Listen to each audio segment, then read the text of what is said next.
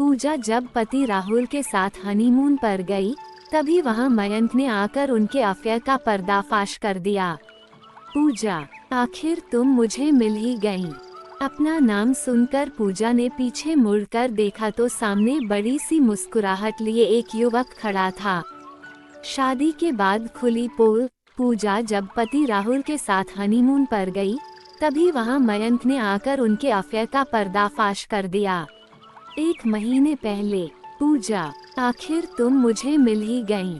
अपना नाम सुनकर पूजा ने पीछे मुड़कर देखा तो सामने बड़ी सी मुस्कुराहट लिए एक युवक खड़ा था। माफ कीजिए, मैंने आपको पहचाना नहीं। कुछ देर तक पहचानने की कोशिश करने के बाद पूजा ने कहा, मुझे नहीं पहचाना। ओके पूजा जी, मैं मयंक। युवक ने हल्का सा कहकहा लगाया। मयंक। पूजा ने दिमाग पर जोर डालते हुए दोहराया। सॉरी, मैं अभी भी आपको नहीं पहचान पाई। पूजा ने चेहरे पर विवशता के भाव लाते हुए कहा, अब मजाक करना बंद करो। जानता हूँ मुझसे बहुत नाराज हो, लेकिन मेरी पूरी बात सुनोगी तो तुम्हारी नाराजगी दूर हो जाएगी। कितने दिनों से तुमको ढूंढ रहा हूँ और आज तुम यहाँ मिलोगी, मुझे जरा सी भी आशा नहीं थी। मयंक के चेहरे से पता चल रहा था कि वह पूजा को देखकर कितना खुश है। बाय द वे, बहुत सुंदर लग रही हो। मयंक ने पूजा की तारीफ प्रशंसा करते हुए कहा। एक्सक्यूज मी, मैं आपको जानती भी नहीं हूँ और आप बिल्कुल फ्री हो रहे हैं। पूजा के चेहरे पर नाराजगी दिखाई दे रही थी। क्या बात है पूजा, क्या हुआ? तभी बराबर से पूजा के पति राहुल की आवाज आई।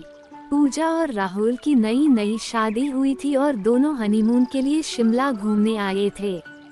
मॉल रोड पर पूजा कुछ सामान देखने लगी और राहुल कार से फोन लेने गया हुआ था कि तभी मयंक ने पूजा को देखा और उसके पास चला आया।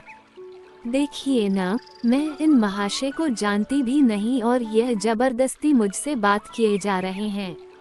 पूजा ने राहुल की तरफ देखते हुए कहा, हेलो सर, क्या मैं आपकी कोई मदद कर सकता हूँ?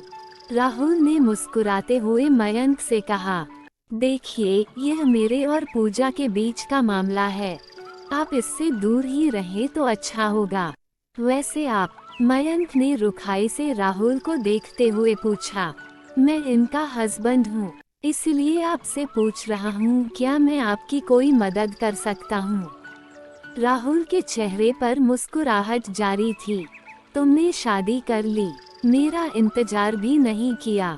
हमने तो जीवन भर एक दूसरे का साथ देने का वादा किया था। मयंक ने हैरानी से पूजा से कहा।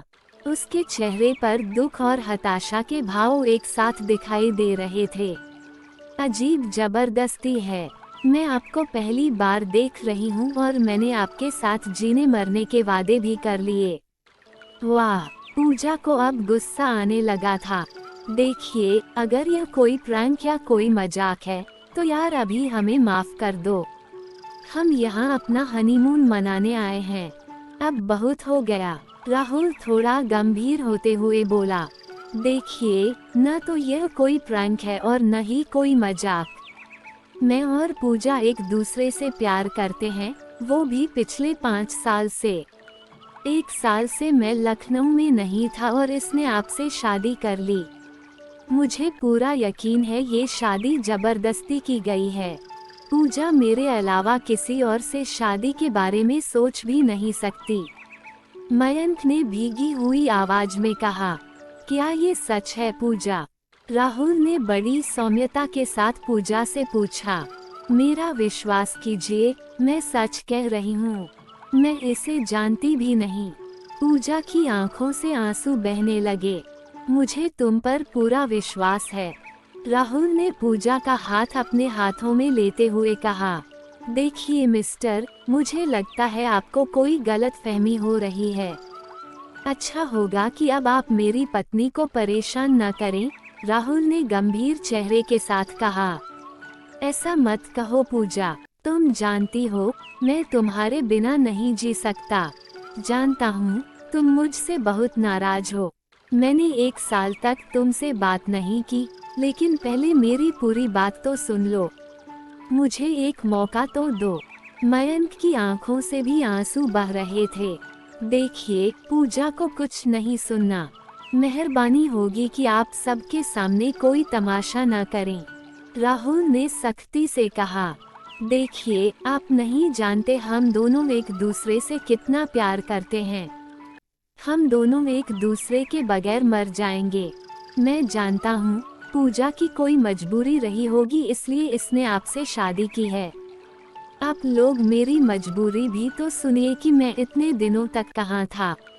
मयंक ने राहुल के आगे हाथ जोड़ते हुए कहा, देखिए, आपको जो कहना था वो आप कह चुके हैं और हमें कुछ नहीं सुनना। बेहतर यही होगा कि आप यहाँ से चले जाएं, वरना मुझे पुलिस बुलानी होगी।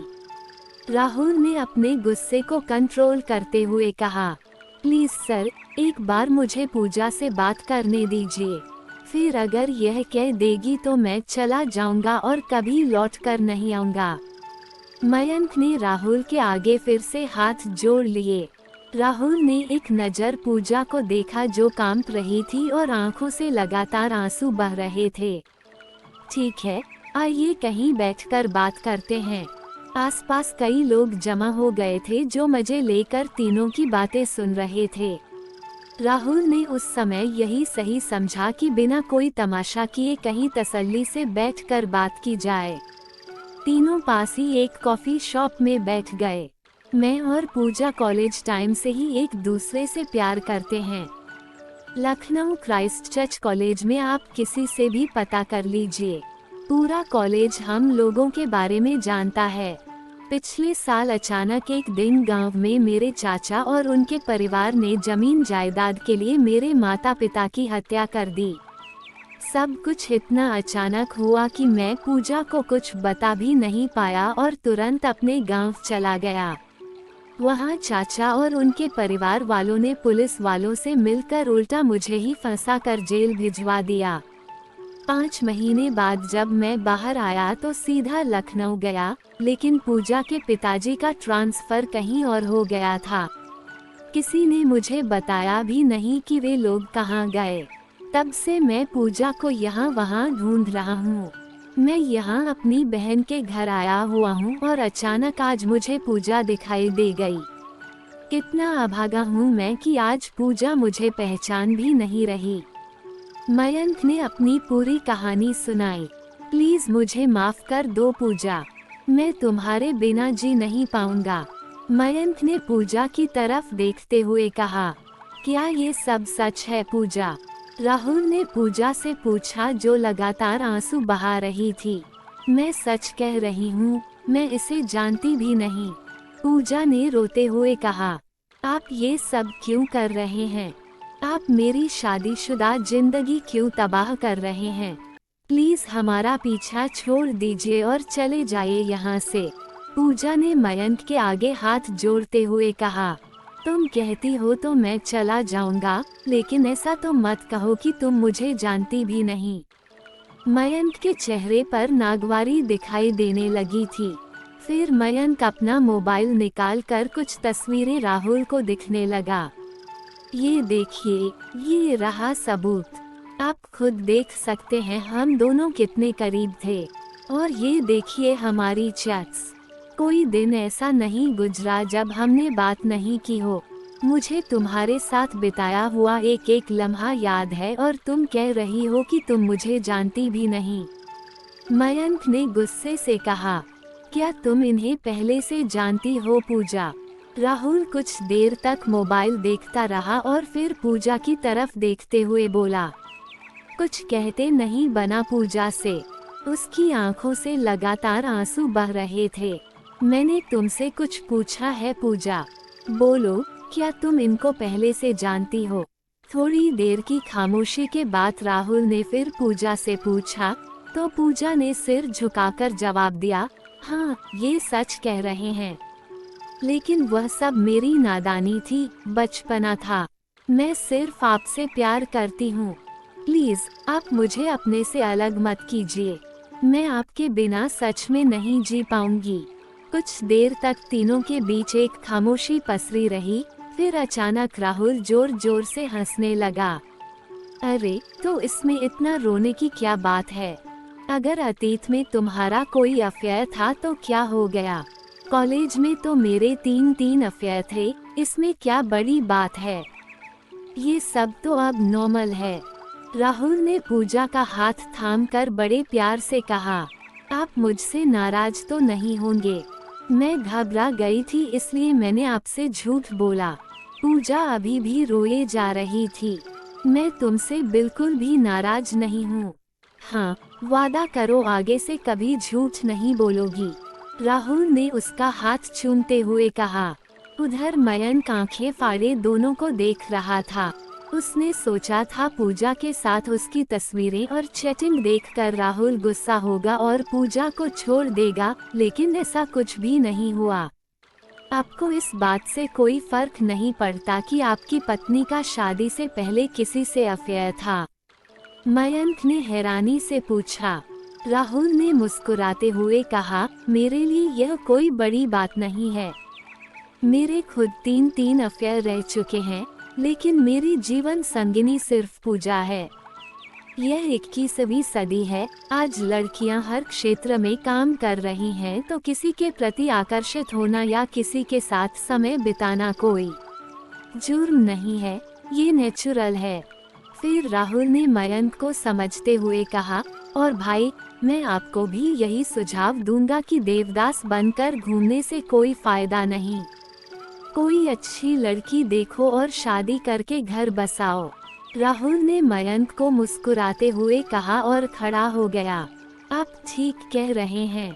अब पूजा को देखकर मुझे भी लग रहा है कि यह सिर्फ आपसे प्यार करती है। शायद यही सच्चा प्यार है।